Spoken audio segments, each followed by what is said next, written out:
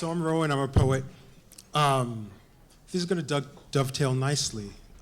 Doug, this is for you and David. Altered states, right? Let me not to the marriage of true minds admit impediments. Love is not love which alters when it alteration finds, or bends with the remover to remove. Oh no, it is an ever-fixed mark which looks on tempests and is never shaken. It is the star to every wandering bark whose heights unknown, although its worth be taken. Love's not time's fool. Though rosy lips and cheeks within his bending sickle's compass come, love cares not for his brief hours and weeks, but bears it out even to the edge of doom. Now, if this be error, you have to wait for the couplet, people. There's a couplet. It's a Shakespearean sonnet, okay? There are 12 lines, and then there's a couplet, and that rhymes, okay? So here's the couplet. Don't make me start again. This is what happens when you read with your eyes closed. If this be error and upon me proved, I never writ, nor no man ever loved. So, that's a poem. Now you can applaud for that poem. It's a beautiful poem. And I wanted to read it for that line, love doesn't alter when an alteration finds. I found it dovetailing so well with what you were talking about, and what actually Doug and I were talking about when we were sitting together, that sonnet and this very topic.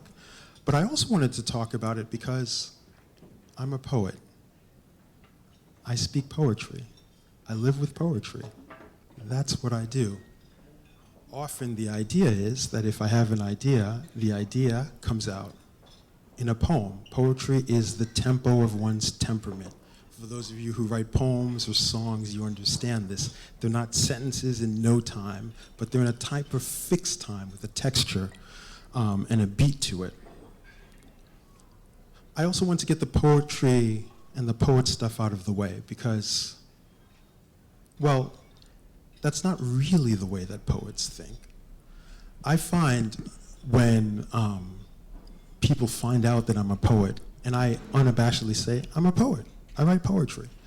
And not for any sense of, I am a poet, regale in me, but it's really what I do. I share an office, next door to me over the summer, there's a wonderful writer named Cliff Thompson, and he said to me one day, I was walking by to go to my office, and he goes, Rowan, you write poems, like for a living, and you get paid.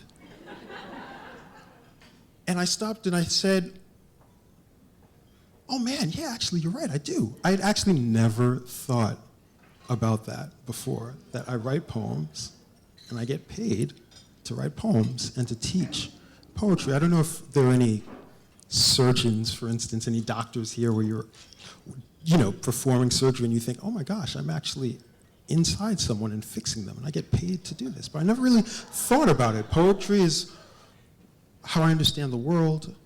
I'm a poet not because I chose to be, but just because it's how I'm wired.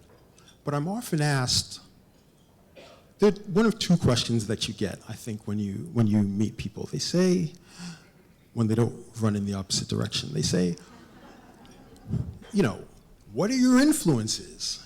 But they tend to, even more than that, they ask, when did you know that you wanted to be a poet? Or when did you become a poet?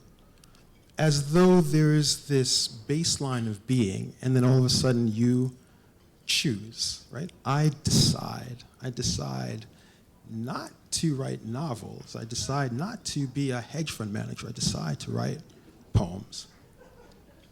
And I always say the same thing because it's very true. I never decided to be a poet. I don't think that anyone ever decides to be a poet. I think that poets have very nice answers for this, right? I was sitting under a tree and an apple hit me, and then I started to think about, apple falling from the tree, and there was poetry. Or I had this person in my life who was very important to me, and they taught me poetry.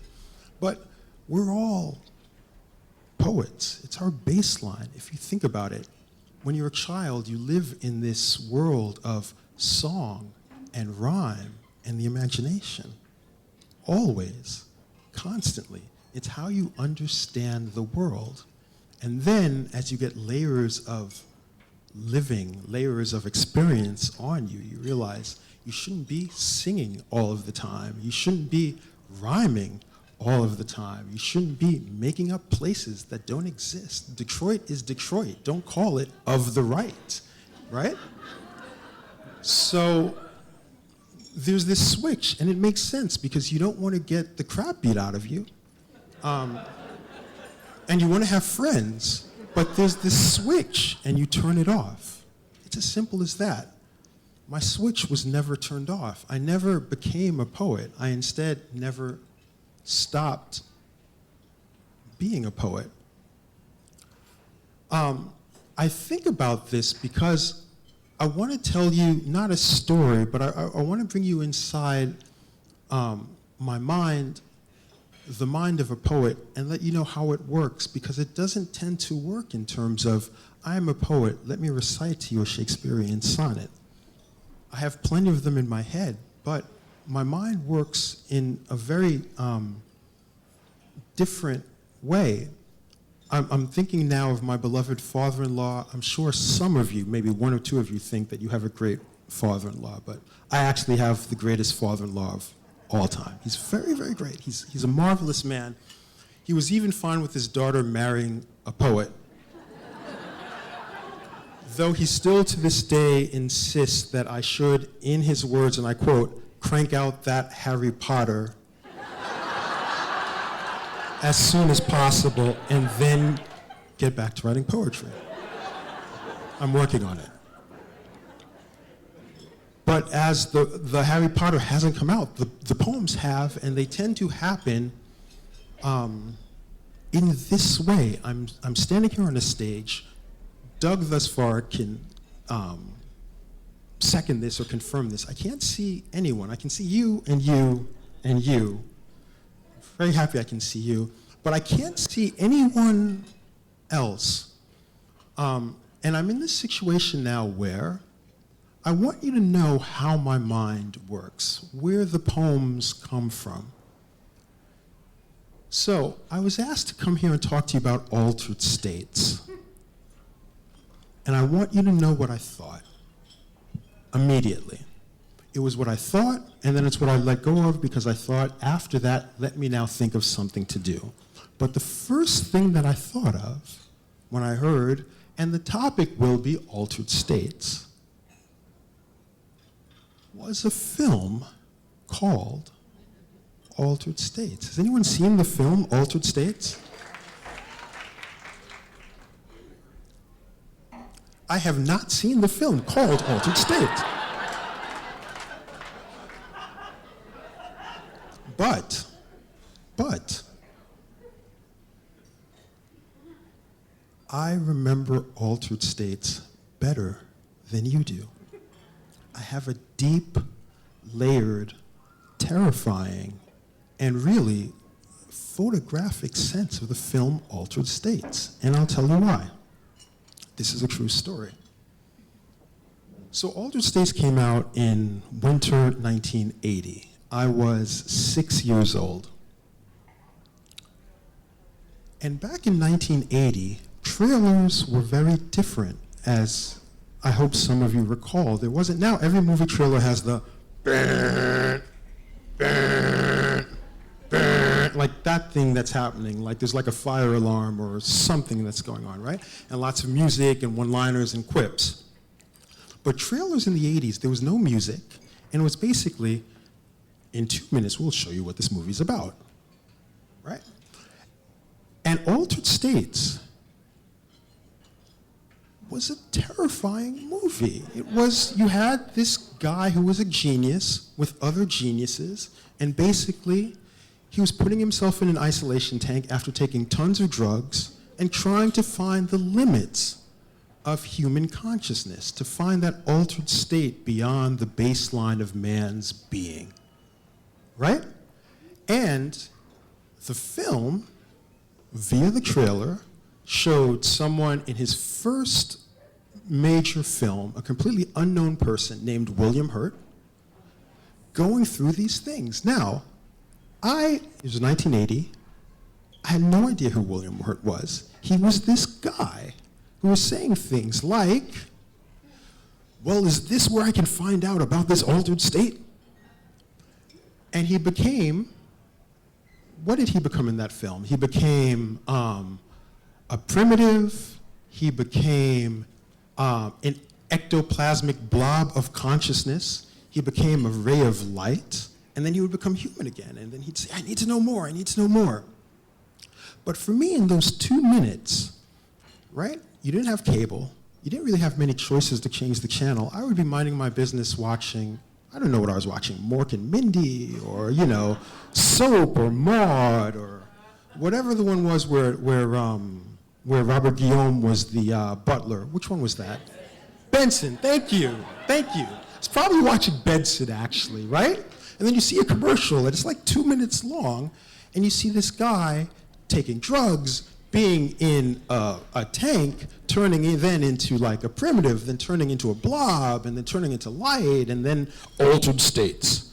I have not, since 1980, seen that trailer, and I've never seen this film, but I can take you shot by shot through that trailer. And I'm sure it has to do with the fact that the film was about things I didn't have language for at that time. Ambition, right? Isolation, the limits of the mind, the limits of consciousness, but also, again, vibing with you, Doug, body horror, right? At the limits of the mind, there's this moment where the body even breaks and turns into something else. And I had no language for that at all. So I'm sitting and I'm watching, and I've never thought about this trailer since. But all of a sudden I'm asked to talk on altered states, and I'm back in 1980 watching Benson or Maude or Soap, or I really like Bosom Buddies. Bosom Buddies might have been on by then. I could have been watching Bosom Buddies. And I'm interrupted. This is the thing about commercials, right? You're interrupted, and this thing is placed in front of you. This is what altered states is. And I actually didn't know I had that on recall, right? I guess this is my Madeleine, right, if I'm Proust. It's not a cookie. It's very fitting, right? It's not a cookie, it's a trailer. And this, ladies and gentlemen, honestly, this is what poetry is, where it's not that you find the subject. Let me tell you about this film, Altered States, which I saw, and I can speak of with great encyclopedic heft and gravitas, but rather, I never saw it, but I remember the trailer. And everything about the trailer that I know is intuitive, right? But I've never really thought about it. And now, here I am being asked to talk about altered states, and it's the only thing I could think of. And then I start to think about, well, I love books, and I didn't see Altered States. Wait, but I read Altered States, because Altered States was written by a screenwriter who wrote a novel, and his name was Paddy Chayefsky. Paddy Chayefsky, who also wrote the screenplay for Network, which won an Oscar, right? And then I think, why does Paddy Chayefsky sound so familiar to me? I should really know screenwriters. I'm not a screenwriter. I saw Network, but it turns out that Paddy Chayefsky is from the Bronx and went to DeWitt Clinton High School. And I, too, am from the Bronx, though I didn't go to DeWitt Clinton High School. I went to Hunter High School, now known as Lynn Manual High School, by the way. But so, it seems rather weird to me how geography is fate. It kind of circles around and brings you back. And how memory is not something that you own, but kind of really owns you. The idea is that I would come here and talk to you as a poet who's done some good things about altered states, but I find myself rather thinking about how things alter when alteration it finds, right? My sense of memory and knowledge comes from the following. The things I remember, if anyone here has a sense of top 40 music from the mid-70s, I would love to have a conversation with you, because I was sitting in the back seat of my parents' car from 1976 through 1984. So if you'd like to talk about Christopher Cross, if you'd like to talk about Earth, Wind, and Fire, if you'd like to talk about, what's that Jim Croce? Operator. I have never chosen to hear any of these songs, and yet I have them in my veins memorized. So I am in altered state who did not choose to be altered or who knew that he was altered. But this is the way that poets work. Not that they think about how they have changed, but rather when they find these nexes, right, these odd coincidences, they don't deny them and do something else, recite poetry or pontificate on poetry, but open up and tell you about these ineffable coincidences, these synapses, these things that bring us together at a table and ask us to sit and feast. Bon appetit.